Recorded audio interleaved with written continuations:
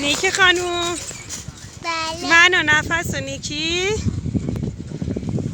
توی تلسیش.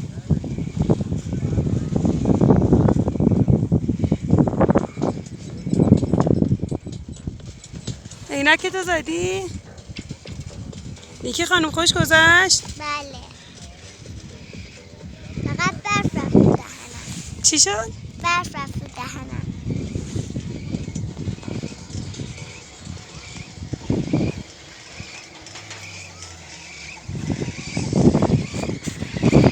نفس خانوم خوب بود؟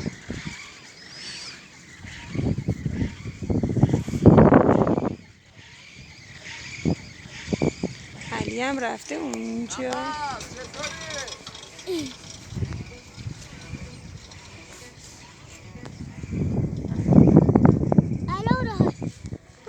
بابا افتاده زمین. علی آقا رفته اسکی. اونی که بابا افتاده پریاز، اون از بابای بغل. بابا سردمه.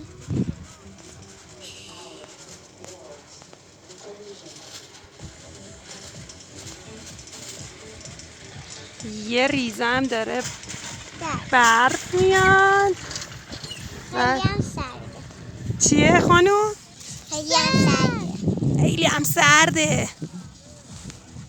ولی خیلی سرده خوش گذشت یا نه؟ با تخت اسکی حسابی اومدی سرسره ها. بعد دسته ما اینقدر بالاییم. حالا تازه باید بریم نفس خانوم تلکابین سوارشیم دوباره. خوش میگذره؟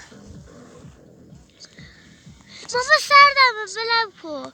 چرا؟ بلم کن. ببینیم پریا رو میبینیم، بابا رو میبینیم، یعنی تکون نخور نفس خانوم. سردمه.